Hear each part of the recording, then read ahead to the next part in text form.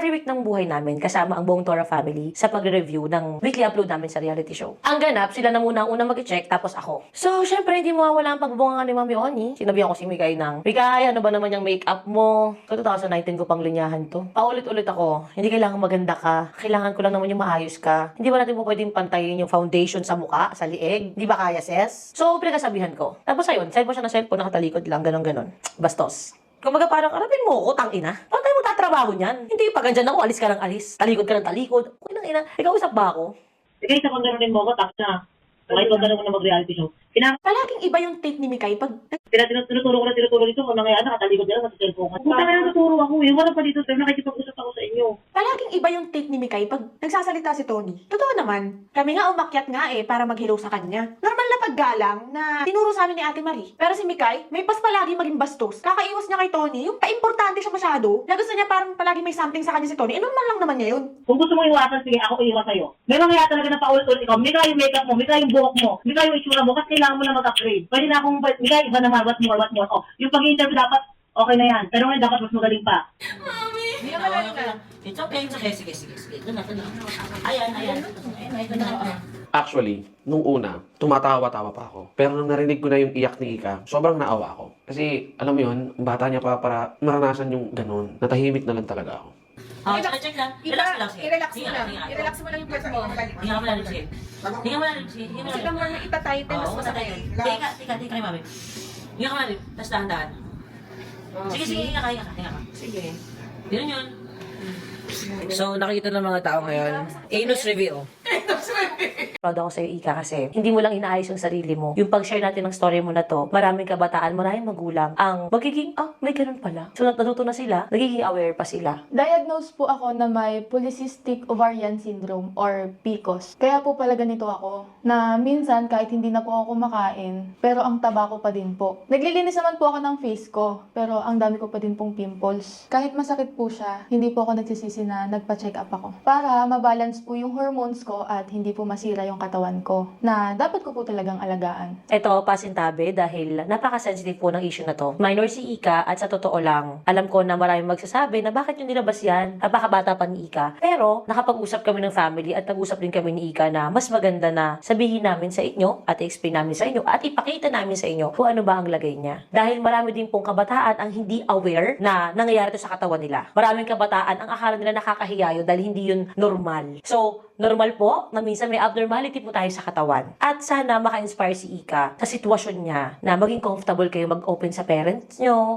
na parang may mali sa katawan ko, na mami, kain ako ng kain, mami, halos hindi na ako kumain, tumataba ako, naglilinis naman po ako ng face ko, pero lagi pong grabe yung pimples ko. At po pwede kasi siyang mag-cause ng in the future na problema sa mattress mo. Nagpunta ako kay ate. Gusto kong maiba yung vibe. Like, miss ko na nga yung girlfriend ko. Tapos ang bad vibes pa ni ate Mikay. Ayoko ng ganito. I need environmental change. Nagsumbong sa akin si Paye ng kung ano-anong mga pinagsusumbong at pinagsasabi ni Mikay sa kanya. Na nasayang ng effort namin lahat sa kanya. At ang matindi pa, nag-iiyak pala siya sa asawa ko ilang oras after namin i-comfort siya. Nag-breakdown pa talaga doon sa may sakit sa puso. Alam mo na, imagine ko na naman yung mukha niya ganito. Actually, hindi lang siya ikaw sa both of you kahit ikaw ni ikaw. Kasi maapektuhan din yung mga tao sa paligid. 2019 pa lang magkasama na tayo. Ako, mag-irrito ako sa'yo. Pero sa observation ko, buntis ako o hindi, yung perception mo sa feelings mo kay Tony, akala mo normal lang na pagiging nanay or kaibigan or leader yung gusto mong ma-receive sa kanya. When in reality naman talaga, yung dinedemand mo sa kanya is pangjowa talaga. Na hindi ka aware. Hindi ka aware na akala mo hinihingi mo attention sa kanya is due sa childhood trauma mo or yung mga issues mo dati nung bata ka na hindi mo na-receive. Hindi na siya basta yung kung ano yung kinulang mo nung pagkabata ka sa aruga or kung anong love yung gusto mong ma-receive. It's more than that. Na hindi mo nare-realize unti-unti ang tingin na ng tao sa'yo, nagiging obsessed ka kay Tony. At in denial ka nun sa sarili mo kasi nga ang nakaset sa utak mo, gusto ko lang naman ng love ng nanay, gusto ko ng love ng leader, ng best friend, ng kapamilya, pero hindi mo alam yung actions mo towards Tony, pagiging obsessed na. And hindi ko alam kung sumagi ba siya ever sa isip mo na nagiging ganun na, or hindi ka talaga aware, or in denial ka. Okay, ganito. Pasisimplihan ko. Brutally frank. Ikaw lang ang okay kay Tony. Hay, ako na talaga yung nag-insist na bago tayo magsama-sama mamaya, magharapan na tayo. Kasi nakaawa na ako kay Tony. This has to stop, Mikay. 2019 pa lang ganyan ka na kay Tony. Buntis yung tao ngayon, no? Tama na ka plastikan. So again, if you don't mind, may trabaho kami. Okay? Go push, papi. Ayoko maagrabyado kami sa mga bullshit mo. Kailangan na namin kumilos. Ate Marie, stop wasting your time. Ilang taon ka na. Kailangan mo unahin yung problema mo. Okay? Kasi kaming lahat nag-a-adjust na nag-step aside kami para ma-live mo yung life mo, pero siya siya pa rin iintindihin mo. Hindi mo siya anak, te. Okay? You have your own life. I have my own life. Si Tony rin may buhay siya. Okay? Yung problema niya, it's none of our business anymore. Kasi kahit anong rat-rat mo dyan, wala. Nonsense. May alis pa kasi kami. Tapos, uunahin pa din siya? Eh, lagi lang naman nagdadrama yan. Ilang usap na!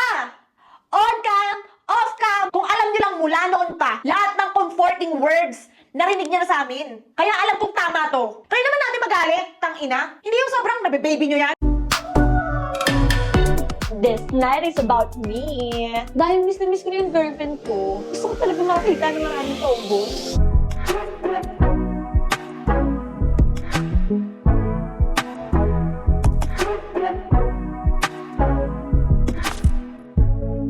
Gotta write down the words that I still can't say. I've been trying to open up. We got a plan to the round. Tell me, do you wanna cross that bridge? Say it's about time. All in love, lost in the summer. Jump right into the pool of your. Got a plan to the round. Tell me, do you wanna cross that bridge? Say Actually, nag-enjoy kaming lahat. Bukod sa para suportahan si Paye, sa pagkamis niya kay Kiana. Pero yung experience kasi, sama-sama naming pamilya. Sino yun? Okay na kayo kay dati? Okay na kayo? Ako, okay na ako. Okay na ako. Nakapag-usap naman na kami. Ang sabi ko sa kanila, naawa na kasi ako eh. Decision ko na lumapit na ako. Pero siyempre, hindi ka pa rin good sa kanila. So, kailangan nilang maging okay sa'yo. Sa akin wala nang problema. Goods na ako. Pag okay na kay daddy, okay na sa akin. Yung titig ko talaga sa kanila iba. Ayoko nang mauulit to. Kasi ibig sabihin, kapag inulit niya to, hindi kayo natuto. At Ay, binila ko kayo ng bag. Hala, ang bilis magpalit ng emosyon ni Mami. Pares kayo. Ayun na pa yung dumating. Pwede pa ba naman? Gamit ako regalong bag, pero baka di niya ma-appreciate kasi maliit lang. Ano? Ano po? Tatawa po ba, Mami? Ha? Tatawa po ba? Something ka. Tatawa po ba natin? Huwag mo na bigay, ay ata eh. Si Tyro na isa nagset mo kayo katatlo.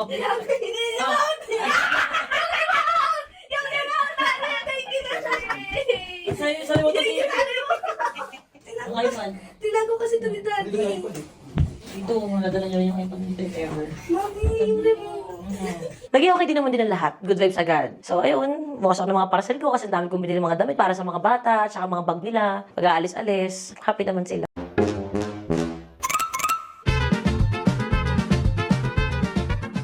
Kaagising ko lang kasi noon, tapos, syempre nagbabasa ako sa messages ko. Hindi ko na malayan, nabasa pala yung hagdan kasi nga umuulan, may tulo pala sa bahay namin. Ayun, nadulas ako.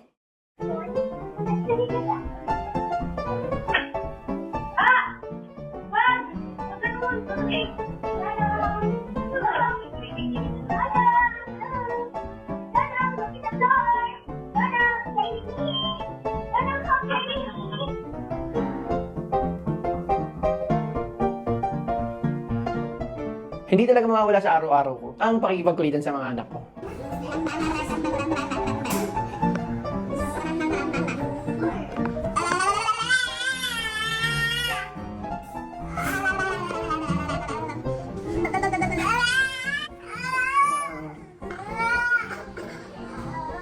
Alap na Alam niyo, Daddy, sorry na. Usus naman, inapinawan yan.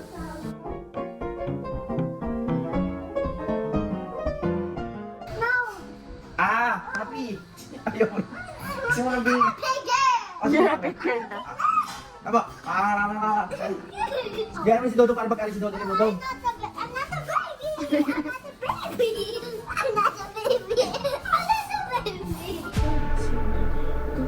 Suso ka? Eh, sino? Ano naman? Ano ba bang pinto? Oh my God. Perfect. Perfect.